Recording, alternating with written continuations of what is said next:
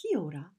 I would like to talk about something today that is a very important element of our personal well-being.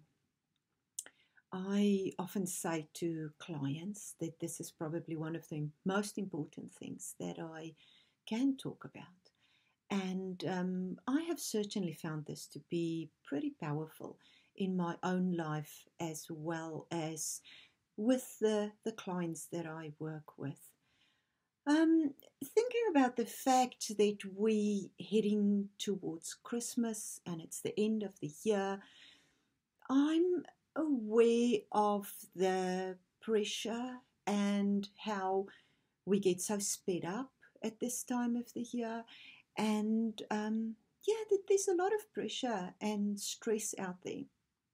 Now, this thing that I want to talk to you about that I feel is so important in terms of our well-being is thoughts or perspectives or the storyline or the narrative, however you want to think about it. But it basically boils down to the following. As people, we think and then we feel, and behavior runs out of that. So people come to me and they say, I want to feel different, or I don't want to be doing X, Y, and Z. And then, of course, the place we start to change that is with thinking. So if we go and say, what is in our thought processes? What is the current storyline? Of course, that then gives us an indication of our emotional state. Or let me say it this way around.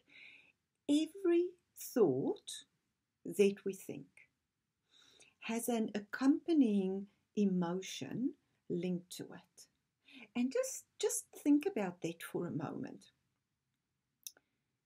How you can be thinking about something right now, positive or negative, and then very quickly notice the effect on your emotional state. So, for example, if we're thinking of something maybe negative or something difficult, you might be thinking of a stressful situation or a problem that you have with somebody. Just as you allow your thinking to go there, notice how you start to feel. And the same is true for, let's think about something positive, something pleasant, something joyful. Maybe just thinking about the words positivity and optimism. And so thinking about the rest of your day. And if you were to go into the rest of your day with positivity and optimism, what are you starting to sense? What are you starting to feel? So our thinking is incredibly powerful, and we can call our thinking our emotion factory. What's also interesting is that it is extremely changeable. So we have all had the experience where you would feel one way now and a little while later feel another way. So maybe in the morning feeling quite happy and things are looking up, etc., and something happens and that changes to you being in a different emotional state. Now, just thinking of our previous experiment, we were thinking of something negative, something difficult, something hard, and noticed how we were feeling. And then we were thinking about something positive, maybe, as we said, just thinking about the words optimism and positivity. We might think about what are the things that I can identify in my life that I'm grateful for, or that's going well, or that I feel good about.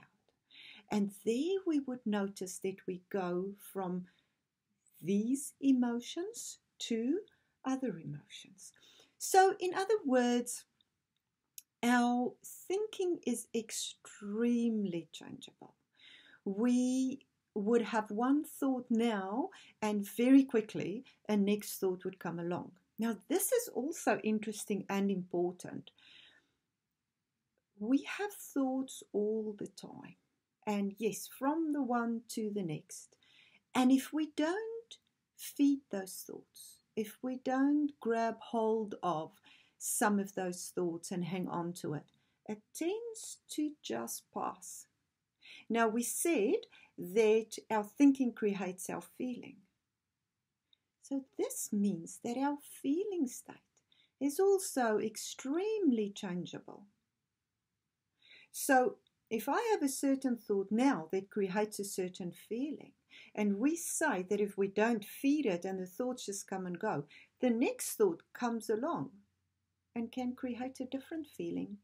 So in other words, we can be one thought away from feeling something else. We can be one thought away from a different emotional state. Now, I find it very interesting that they, as in research, and don't ask me how they've measured this, but that we're told that we get between 50,000 and 100,000 thoughts a day. Now, I'm sure you've heard this before. But what that actually tells me is that we are really very good at letting thoughts go. If we imagine hanging on to even just 20,000 or 2,000 thoughts a day, that's a very busy mind. Now, most of us have very busy minds. And yes, of course, that's part of the issue, but we'll go there at another time. If we just think about the number of thoughts that we get and that we are not entertaining all those thoughts, then it must mean that we are also really good at letting thoughts go. Now imagine we get these thoughts, we get the thinking, the storyline pops up that's upsetting, or that's maybe an old belief system or old narrative that says something about not good enough, that says something about how, as we say here in New Zealand, how everything's going to turn to custard. If we notice those thoughts and we simply notice it, it's going to just come and go.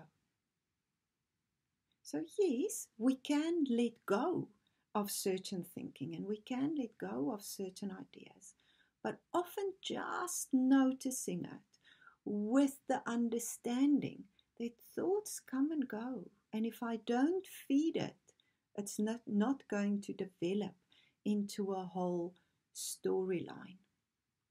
Now, of course, our thinking, we said, create emotions or feelings. But if our feelings are super important, and the reason our feelings are so important is because that's our indication of what's happening.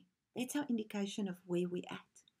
I always say to people, if you think about driving on the highway and you think about the cat's eyes and hitting the cat's eyes and starting to feel the car go boom, boom, boom, or, however it feels to you, what does it say to us? It certainly says to me, oh, look out, watch out, come back into your lane, you've kind of veered slightly off. Now, our emotions are like that, saying to us, look out, what's happening? What storyline are you getting lost in? And when I become aware of my thinking and I start to go from the thinking self to the observer self.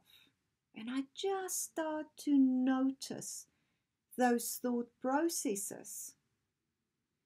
I can often jolly well see why I would be feeling what I'm feeling if that is what I was thinking.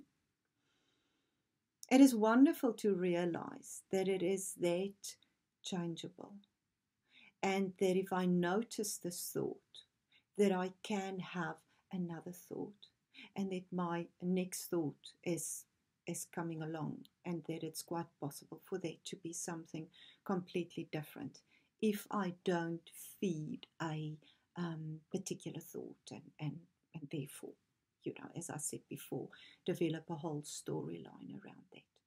So let's really take notice of our emotions, because our emotions are saying to us, look out, what is that storyline? What is that thinking that's busy pulling you in?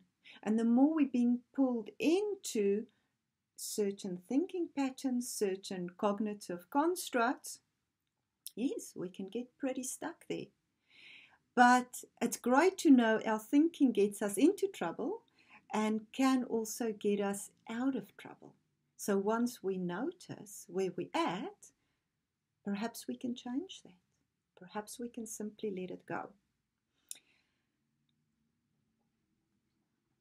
I therefore say that we live the experience of our thinking. So let's notice when we get caught in our thinking.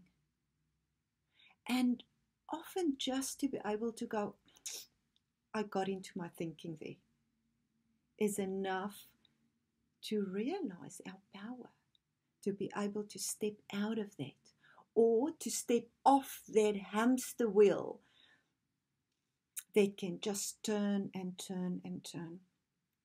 So interesting how we think that we are being super analytical, or we're doing our very best thinking to work a certain thing out. But often we're simply ruminating and we're on the hamster wheel. I find it's when we get quiet and we step out of that incessant or overthinking that things can become clearer, and that we are able to get in touch with our personal wisdom. I think enough of that for this first video. So remembering that we're saying we live the experience of our thinking, let's start to notice our thoughts, and let's notice how our experience changes. Thank you for listening. More in the next video. Goodbye.